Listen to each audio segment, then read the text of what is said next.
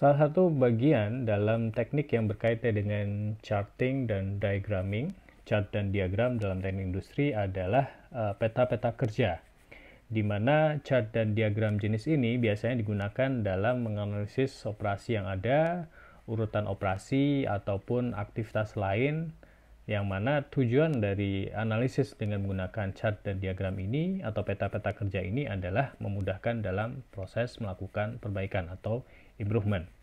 Asumsinya yang mendasari adalah bahwa dengan memeriksa situasi kerja secara mendetail, seperti misalkan urutan operasi, kemudian aktivitas-aktivitas operasi yang ada, berapa lama durasinya, dan seterusnya, maka improvement atau perbaikan dapat ditemukan lebih mudah daripada dengan melakukan pemeriksaan secara makroskopik.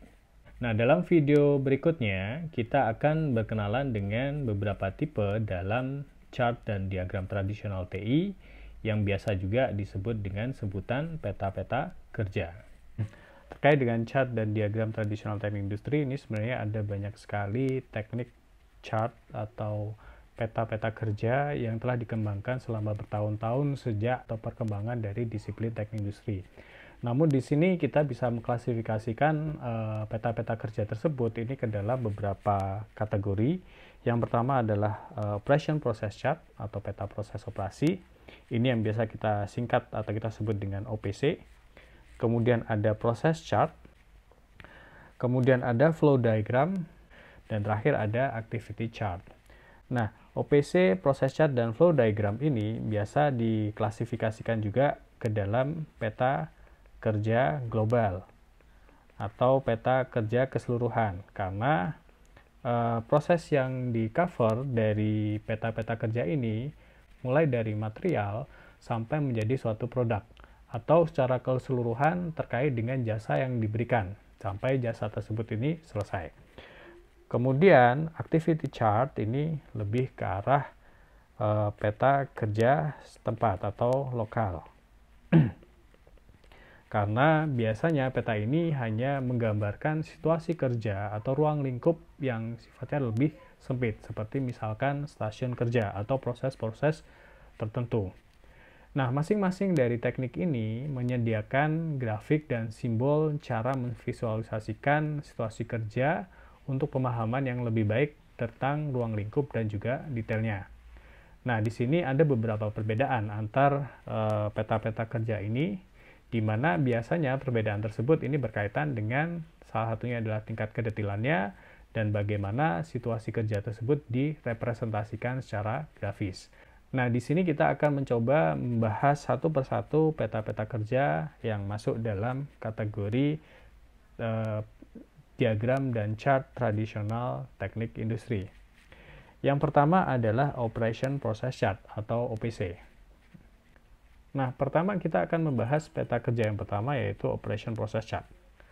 Nah, apa itu OPC atau Operation Process Chart?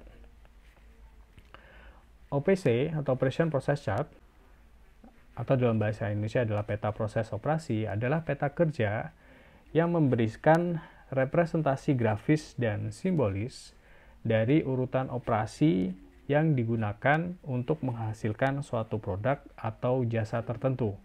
Di sini OPC merepresentasikan atau menjelaskan dua jenis operasi yang terkelompok.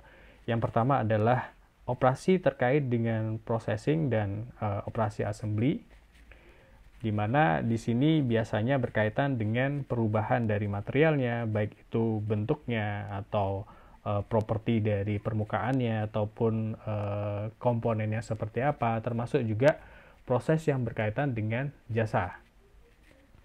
Selain itu, proses atau operasi assembly ini juga termasuk di dalamnya adalah proses penggabungan atau assembly dari dua atau beberapa part untuk membentuk suatu rangkaian tertentu. Dan yang kedua adalah operasi yang berkaitan dengan inspeksi, di mana termasuk di dalamnya ini adalah aktivitas atau operasi seperti pemeriksaan terkait dengan material, komponen atau partnya, ataupun juga kualitas dan kuantitas dari material ataupun komponen yang akan dirakit atau diassembly. Nah, peta proses operasi atau PC biasanya hanya menggunakan dua simbol untuk processing dan assembly operation. Ini biasanya ditunjukkan dengan simbol berbentuk lingkaran atau dengan menggunakan kode huruf O di depan urutan prosesnya. Kemudian yang kedua adalah operasi inspeksi dengan menggunakan simbolnya adalah persegi atau kode huruf berupa huruf I. Nah, seperti apakah bentuk dari peta proses operasi? Jadi di sini kalau kita lihat di gambar ini ya, peta proses operasi atau PC itu terdiri dari serangkaian batang vertikal, di mana masing-masing dari batang ini atau garis ini menggambarkan urutan operasi, mulai dari operasi bagaimana material itu diproses sampai menjadi suatu komponen yang siap untuk dirakit atau diassembly dengan komponen yang lainnya yang ada di sebelah kanannya. Nah, di sini kita bisa lihat bahwa di bagian atas dari setiap batang atau garis ini terdapat informasi terkait dengan bahan awal atau bagian dari komponen, baik itu yang diproduksi sendiri ataupun yang dibeli. Kemudian di bawahnya masuk terkait dengan langkah-langkah yang dilakukan terhadap komponen yang ada di sini. Mulai dari misalkan pemrosesan ataupun juga meliputi proses inspeksi.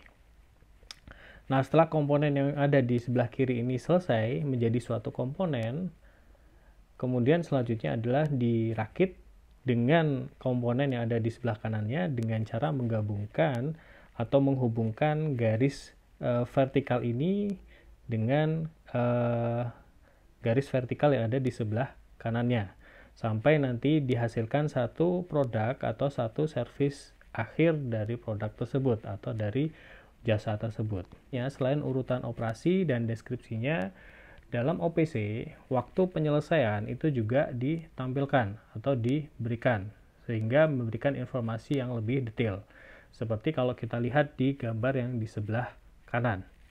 Nah, di sini kita lihat, selain informasi terkait dengan operasi ataupun inspeksi dan juga deskripsinya, juga ditampilkan informasi-informasi terkait dengan durasi waktu dari penyelesaian operasi tersebut. Atau ini biasanya kita isikan dengan waktu standarnya. Nah, selain informasi terkait dengan waktu standar, juga diberikan terkait dengan summary atau ringkasan terkait dengan kegiatan operasi atau proses dan juga inspeksi, berapa banyak jumlah aktivitasnya atau operasinya, dan juga total waktu untuk operasi dan juga inspeksinya. Nah, ini adalah gambaran untuk peta proses operasi atau Operation Process Chart. Setelah menyusun OPC atau Operation Process Chart, step selanjutnya adalah kita melakukan analisis terhadap OPC yang ada dari sebuah proses atau sebuah operasi. Nah, di sini checklist yang ada itu difokuskan pada seperti apa material atau komponen dari produk itu akan digunakan, termasuk juga seperti apa operasi dari material-material tersebut atau komponen-komponen tersebut. Nah, di sini kita menggunakan pendekatan yang sistematis dengan menggunakan checklist. Dan checklist ini berisi beberapa pertanyaan-pertanyaan yang misalkan terkait dengan material, dalam hal ini kira-kira apakah memungkinkan starting materialnya itu menggunakan material alternatif atau bahan alternatif, di mana alternatif yang ada ini tentunya perlu banyak pertimbangan. Salah satunya adalah nanti terkait dengan waktu pengerjaan dengan menggunakan material yang satu dengan yang lain itu pastinya akan berbeda. Apakah justru akan menambah waktu pengerjaan atau malah bisa mereduce atau mengurangi total waktu yang dibutuhkan untuk memproses atau menyelesaikan satu pekerjaan menggunakan material tersebut. Atau juga material yang ada ini dikaitkan dengan make or buy decision. Jadi di sini bisa jadi ada komponen, ada material yang mana material itu bisa atau harus kita produksi sendiri di pabrik, atau bisa juga kita menggunakan material atau komponen yang bisa kita beli dari supplier. Nah, ini adalah beberapa contoh untuk pertanyaan yang berkaitan dengan material. Selanjutnya adalah contoh-contoh untuk pertanyaan yang berkaitan dengan operasi, seperti misalkan apakah operasi yang ada itu dibutuhkan, harus ada, atau itu hanyalah supplementary. Ketika misalkan supplementary, apakah operasi tersebut itu nantinya bisa dieliminasi, bisa dihilangkan, atau mungkin dikombinasikan dengan operasi yang lainnya, atau malah justru disimplifikasi, di mana salah satu targetnya adalah untuk mencapai efisiensi dari waktu misalkan. Atau ketika misalkan kita merakit beberapa komponen, di sini pun akan ada beberapa pertanyaan terkait dengan proses operasinya. Kira-kira apakah memungkinkan ketika penggabungan dari beberapa komponen itu digunakan menggunakan metode penggabungan atau metode assembly yang berbeda misalkan. Nah, ini pertanyaan-pertanyaan yang berkaitan dengan operasi. Dan terakhir dalam OPC itu kita juga perlu memberikan pertanyaan terkait dengan inspeksinya. Kira-kira apakah inspeksi dari proses yang kita lakukan atau operasi yang kita lakukan itu perlu atau tidak. Termasuk juga nanti apakah inspeksi yang dilakukan itu bisa diautomasi atau tidak. Nah, ketika kita memutuskan untuk melakukan otomasi, tentunya pasti akan berefek pada penurunan waktu untuk proses, katakanlah. Atau waktu untuk inspeksi, dan ini akan mengefisiensikan proses yang ada. Namun tentu saja nanti akan menambah dampak lain, yaitu misalkan kaitannya dengan penambahan investasi untuk peralatan yang digunakan untuk otomasi.